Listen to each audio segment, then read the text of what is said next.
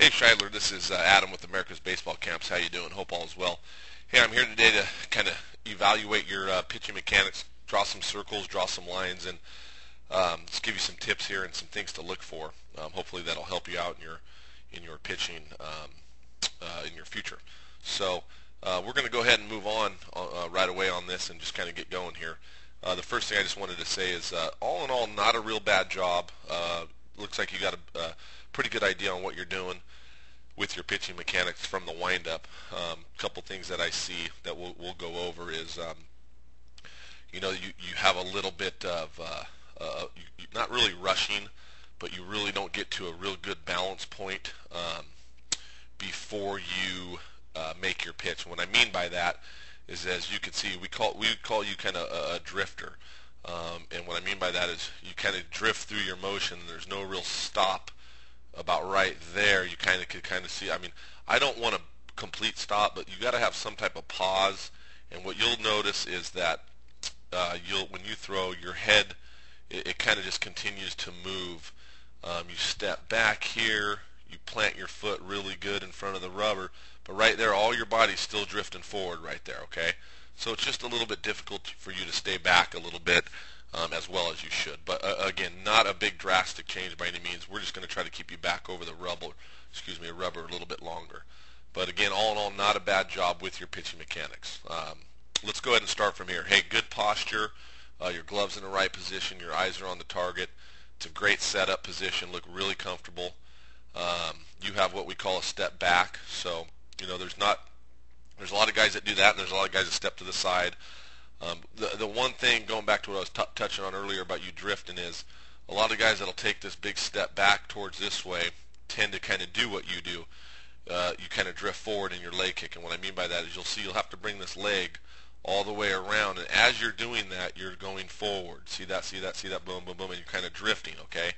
And it's just the one thing I want to kind of show you or reiterate to you is that when you're getting into this position, when you're bringing that leg all the way from way back there, okay, you could just kind of get into some trouble with your drift. So make sure when you're coming around to this point that you're not drifting and those hips aren't gliding forward kind of like that right there, okay?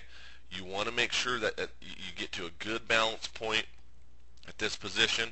You could see if we go, as you're lifting your leg, this might make more sense to you. As you're lifting your leg, you're doing what? You're drifting.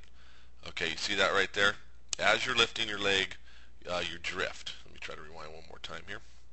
And we just want to try to make sure, again, that we're getting to a decent balance point when you're coming up to that leg kick. Let's see if we could follow it here. Okay, you got your step back, which I would, speaking of that too, make sure you're not going too far back. Take a small step. That might help you out a little bit more too. Your plant's good, but there goes those hips. You're gliding, everything's going forward. You just got to be careful with that, okay? So make sure that you're coming up. At this point right there, you want a slight pause. Try to pause at that point, just a little, just to get a little bit more balance before you separate your hands, your hands out of your glove, okay? I mean, that looks great right there. That looks like a good position. You're nice and tall on the back side with your back leg. Again, not a bad job at all right there. Okay, your foot, everything looks good, nice and compact, shoulders closed, heads on the target. I like that a lot.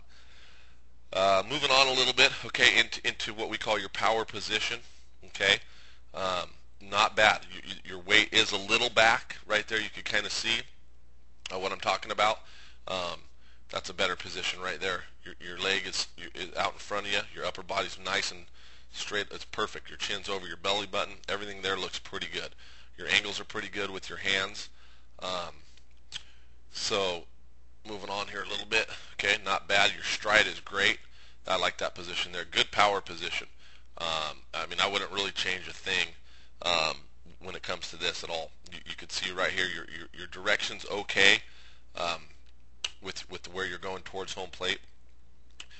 Your foot pivots. One thing I really wanted to point out to you that's a really good job is that you land slightly closed on this foot, and that's a plus. Your hips aren't flying open really at all. You're nice and closed off. Everything looks really good right there. The other thing I wanted to talk about was your glove side, a little bit with what you do with your glove side, front side, whatever you want to call it.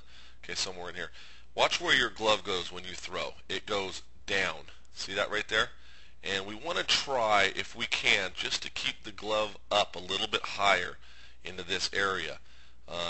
What we call that is kind of a front side dive with your front shoulder. You're going to kind of see it just kind of dive towards the dirt right there, come down, the shoulder kind of opens. My main thing is if you could just put your glove just a little bit, at that point it should be a little bit more up here by that chest area, your left chest.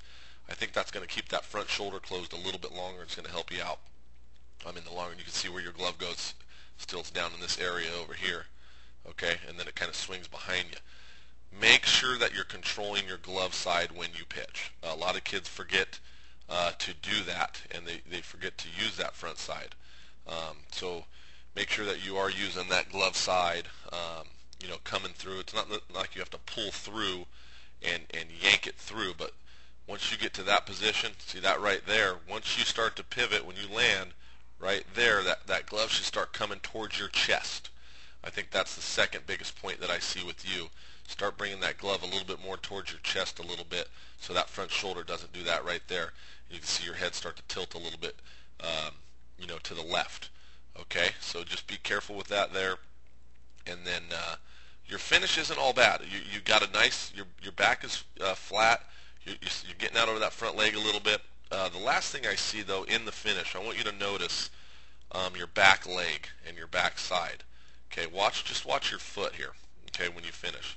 We go step by step. Look how far that thing drags. That's a pretty long drag before your foot has actually even came up off the ground. Okay, so what that tells me, and you can see right there, it barely even comes off the ground when you finish. What that is called, Shidler, is a dead backside. We want to try, and if you watch video, guys, you're going to see their back leg, okay, at their finish. When they get about right there, you're going to see, or probably a little bit further, you're going to see most guys, their back foot is where? Way up here, and their leg is straight this way, okay, and that's something you want to work on.